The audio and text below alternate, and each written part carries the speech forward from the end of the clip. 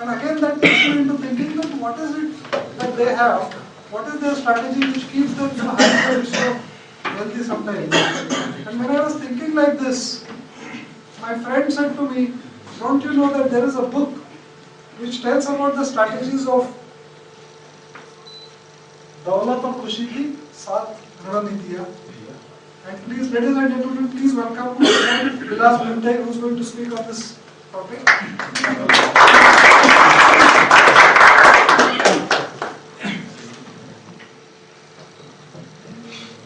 Good morning, friends. Good morning. Myself Vilas Bhinte. अब तक अंग्रेजी में काफी बोले, मैंने हिंदी में इसको एक्सप्लेन करूंगा। ये पुस्तक है दौलत और खुशी की 7 रणनीतियां। जब इस पुस्तक को मैंने रेलवे स्टेशन के बुक स्टॉल पे देखा तो मैंने सहज ही खरीद लिया था अगस्त 2009 में। उस समय मैं आमला में पोस्टेड था, तो मैं जर्नी करीब 5 जर्नी में मैंने उसको जर्नी में आधा पढ़ लिया था। तब से मुझे पुस्तकें पढ़ने का शौक चढ़ा कि पुस्तकें वाकई जो भी हम आज है, वाकई हम जो भी बनते हैं हम पढ़ाई की वजह से या अध्ययन की वजह से, जो पढ़ते हैं वही बनते हैं। तो दौलत और खुशी की 7 रणनीतियां मैंने एक्सप्लेन किया है।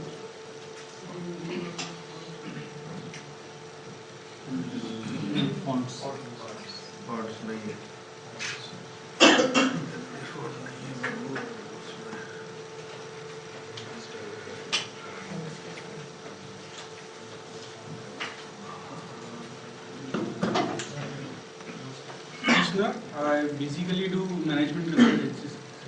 Okay. आपको किसने Introduced by Ritesh Panpali. रिटेश पंपालिया। आपको ये सेशन अगर अच्छा लग रहा है, and if you want to become member, the membership form is Already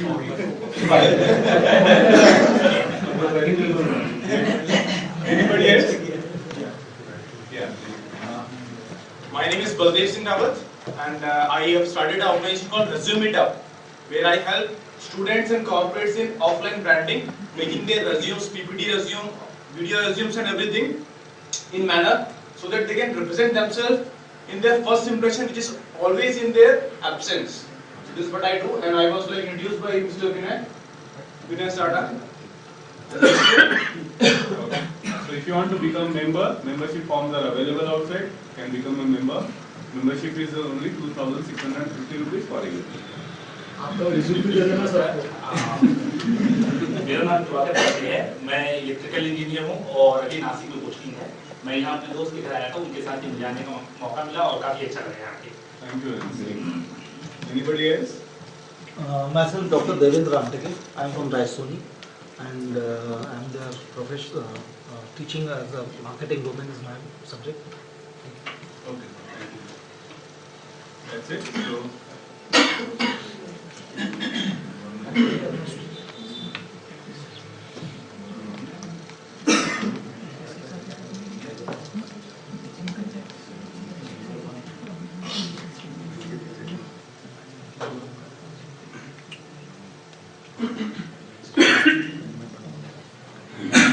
दौलत और खुशी की 7 रणनीतियां।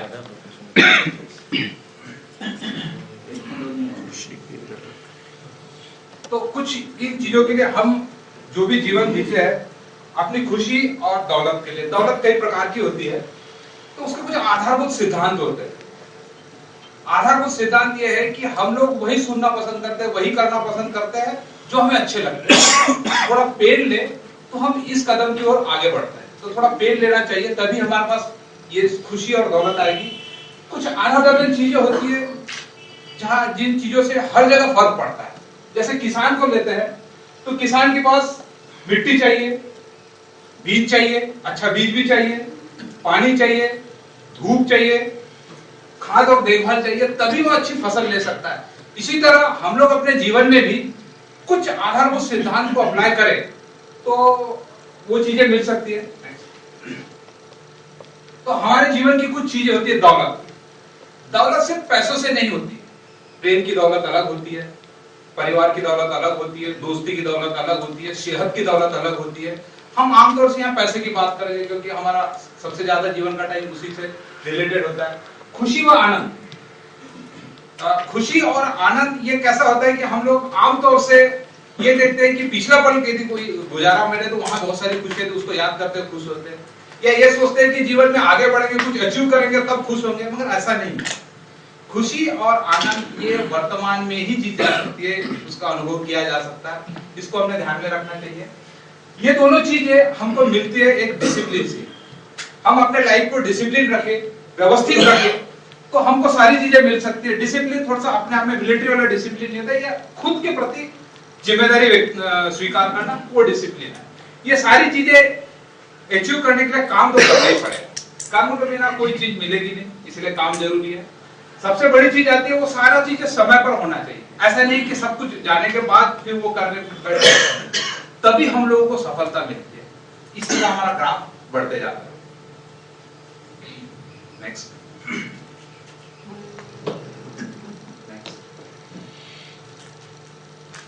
तो इन्होंने 7 रणनीतियां इस तरह रखा है लक्ष्यों की शक्ति। ये 7 रणनीतियां हैं इस पुस्तक में रखा है। तो पहली रणनीति देखते हैं, दूसरे नेक्स्ट स्लाइड। लक्ष्यों की शक्ति का लाभ लेना, मतलब हमारे जो भी गोल होते हैं, विदाउट गोल हम लोग कहीं भी इधर उधर भटकते रहते हैं, इसलिए हमारे गोल होना चाहिए। तो गोल क्या होता है उसको लिख ले, ताकि हमें रिमाइंड करते रहे, हम उसके प्रति अवेयर रहते रहे। तो गोल हमारे आप क्या है, बहुत सारा सुना है, बहुत सारा देखा है, अब लिख तो ले। बहुत बार हम लिखते नहीं, तो लिख ले तो हमारे गोल सिस्टमेटिक और व्यवस्थित होते हैं। फिर जब गोल लिखते हैं तो बहुत सारे गोल आ जाते हैं, फिर लॉन्ग टर्म, शॉर्ट टर्म, छोटे बड़े सारे गोल आ जाते हैं। तो उनमें सब में संतुलन होना चाहिए। तो दूर के या मतलब जो सारे गोलों में संतुलन हो। फिर जब गोल अचीव करने के लिए जब काम करते हैं तो कभी कभी हम फेलियर भी होते हैं, अनसक्सेस होते हैं। तो उसको थोड़ा कष्टप्रद बनाए। कष्टप्रद बनाए का मतलब ये नहीं कि उसका दुखा हमेशा रोते रहे। कष्टप्रद का मतलब यह है कि उसको एनालिसिस करें कि मेरा फेलियर क्यों हुआ, मैं किस रीजन से फेल हुआ, क्या कमियां थी, उसको समझे। तो थोड़ा कष्टप्रद बनाए। उन सब के लिए एकाग्र हो। जो भी हमारे गोल है उसके प्रति एकाग्र हो तो हमें ज्यादा अच्छा होगा, हम ज्यादा जल्दी अचीव कर पाएंगे। तो चलो उसको एक बार करके तो देखें, लिखे गोल, डिजाइन करें। नेक्स्ट। अब ये गोल जो भी बनाए तो उसके लिए नॉलेज लगता है, ज्ञान लगता है, किसी का हेल्प लगता है। तो ज्ञान की भी खोज करना चाहिए। तो ज्ञान के लिए हमारे पास सबसे अच्छा होता है कि हम अपने जीवन से सीखते हैं, जो आजकल टेक्नोलॉजी की वजह से लेजी हो गया। तो हम अपने जीवन से तो सीखे, मगर दूसरों की जीवनियां भी पढ़े। जो सक्सेसफुल लोग हैं उनकी जीवनियां पढ़े, उनका अध्ययन करें, तो हमको समझ में आते हैं उन्होंने संघर्ष से या तकलीफों से कैसा पार पाए हैं। जीवन के कुछ खास पलों को वो पकड़ना सीखे। हम जब कुछ अचीव करते तो बहुत खुशियां मनाते, उस पल को अचीव पकड़ के रखे कि वहां कौन सी चीज अच्छी तरह अप्लाई की। जब फेल होते हैं तो वो भी एक पल होता है, वहां कौन सी कमी आती है तो उससे भी हम सीख सकते हैं। अब नई चीज है व्यक्तिगत लाइब्रेरी बनाना। हम लाइब्रेरी बनाए, अपनी पुस्तकें पढ़े, अध्ययन करें अलग अलग विषयों पर, ताकि हमारे लाइफ के हर फील्ड में उसका बेनिफिट हो। तो अपनी लाइब्रेरी बनाए। आजकल दूसरी और चीजें हैं, टैब्स है, वीडियोस है, यूट्यूब है, इंटरनेट, इनके माध्यम से भी हमें नॉलेज मिलता है और काफी अच्छा नॉलेज मिलता है, उसको भी हम देखते रहे। अब सबसे बड़ी चीज है कि आज यदि हमारे पास जो कुछ है और हम जो चाहते थे जिंदगी में यदि है, तो आगे की चीजों की जरूरत नहीं है। कहने का मतलब कि हमारे को जो चाहिए उसके लिए थोड़ा बदलना ही पड़ेगा, नई चीज सीखना पड़ेगा। तो बदलने के लिए सीखे तो औसत से ज्यादा बने। औसत से ज्यादा बनने का मतलब कि एक कदम आगे जाए। पीएमए का प्रोग्राम होता है 10:30 बजे और हम आ रहे 10:45 को, तो थोड़ा पहले आ जाए ना, तो औसत से ज्यादा बने। इसकी पूरी जिम्मेदारी भी ले। जब हम कोई काम करने जाते हैं तो अपनी जिम्मेदारी महसूस करें, अपना मेरा काम है, अपना काम है। इस तरह से हम जिम्मेदारी लेके काम कर सकते हैं। अनुशासन अपनाएं, डिसिप्लिन तो होना ही होना है, सबके लिए की फैक्टर होता है वो। अपने व्यक्तिगत जब ये सब करते हैं तो हमारा अपने आप विकास होना शुरू हो जाता है। व्यक्तिगत विकास होता है तो उसके आध्यात्मिक, शारीरिक और मानसिक, ये 3 क्षेत्र हैं। 3 क्षेत्रों में सबसे बढ़िया है आध्यात्मिक क्षेत्र। आध्यात्मिक क्षेत्र का मतलब ये होता है कि दूसरों को दूसरों की नजर से खुद ले समझना, ये आध्यात्मिक क्षेत्र है। उसकी शुरुआत होती है, बड़ा अच्छा जो है। शारीरिक और मानसिक तो हम कर ही रहे अपना विकास। और इन्होंने इस बुक में लिखा है कि अच्छे लोग पाए जाते हैं, बदले नहीं जाते। हम देखते हैं कि घर परिवार में लोगों को बदलने की कोशिश करते हैं अपने हिसाब से अच्छा करने के लिए, बदलते कोई नहीं। अच्छे लोगों को पाया, यदि ऐसा होता तो हमारे फैमिली में 8-10 मेंबर है, सबके सब यही होना चाहिए था। दरअसल लोग बदलते नहीं है, तो पाए जाते ढूंढना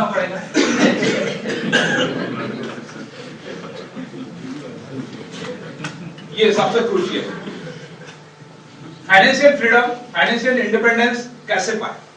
इसके लिए तो कैसा है कि सबसे बढ़िया है कि यदि आप अपनी कमाई से आज खुश है, कोई दिक्कत नहीं। मैं मानता हूं कि बहुत सारे लोग इस चीज को नहीं मानेंगे क्योंकि बड़ी कमाई कम है, खर्चे ज्यादा है, आमदनी अठनी खर्च रुपया हो रहा है, तो अपनी कमाई बढ़ाए। सबसे बढ़िया चीज है अपनी कमाई बढ़ाए। और जो भी कमाते हैं 70-30 का फार्मूला अप्लाई करें। 70-30 का मतलब कैसा होता है, जो मेरी इनकम ज्यादा कम और खर्च ज्यादा, तो 70-30 का जो भी इनकम होती है तो 70% उसका अपना एक्सपेंसेस करो, 30% बचा है। उसमें बहुत सारी चीजें आती है, टैक्स आता है, इन्वेस्टमेंट आता है, सेविंग आता है, अचानक खर्चे आ गए तो उसको अप्लाई करें। उस समय पैसों का सदुपयोग करें। बहुत बार हम लोग मिसयूज कर रहे थे। मेरा जूता, मान लीजिए मेरे को जूता की जरूरत है, 3000 में भी आता है और 600 में भी आता है, तो मेरी चॉइस है कि मैं क्या करूं। तो पैसों का सदुपयोग करना सीखे। हम लोग बहुत सारी जगहों पैसा बचा सकते हैं। बचाना मतलब ही कमाना हो जाएगा। सेविंग बढ़ाए, इन्वेस्टमेंट करें। सबसे बड़ी चीज है कि पैसा जाता कहां और आता कहां से। हम बहुत बार बोलते हैं यार पैसा जाता कहां, समझ में ही नहीं आता। अक्सर हम लोग सुनते हैं, दोस्तों में बोलते हैं, पर उसका हिसाब रखें। यदि हम हिसाब रखेंगे तो हम अपने आप कुछ दिनों के बाद अच्छे बनते जाते हैं। क्योंकि पैसा जब भी जाता है उसका एनालिसिस करेंगे तो कई बार महसूस है यार वे वेस्ट, ये गलत काम हो गया, ज्यादा जरूरी नहीं था, हमने खर्च कर बैठा। और दौलत बढ़ाने पर काम करें। हम लोग इस पर बहुत कम काम करते हैं। हम कमाने पर ही काम करते हैं, मगर दौलत बढ़ाना एक थोड़ा सा कठिन काम होता है। दौलत बढ़ाने पर काम करें मतलब थिंक करें कि कहां प्रॉपर इन्वेस्ट करें, कहां पैसा बचाए, ये दौलत बढ़ाने पर मतलब। नेक्स्ट, समय के स्वामी बने। सबसे बढ़िया बात है कि एक सब चीज का कच्चा माल है, रॉ मटेरियल है टाइम। सबके पास उतना ही अवेलेबल है। जैसे हम सो के उठे थे 24 घंटे हमारे पर्स में, हम ढूंढते रहता है क्या, और हम कहते रहते हैं कि हमारे पास समय नहीं। 24 घंटे तो है ना। किसी व्यक्ति से प्रकृति ने ऐसा इंजस्टिस नहीं किया कि आपको 24 और मेरे को 26, ऐसा कहीं नहीं हुआ। तो हमारे पास दैनिक आपूर्ति है, रोज हमारे पास मिलता है, उसका ज्यादा से ज्यादा उपयोग करें। उसके प्रबंधन के कुछ नजरिए होते हैं। टाइम को मैनेज करें।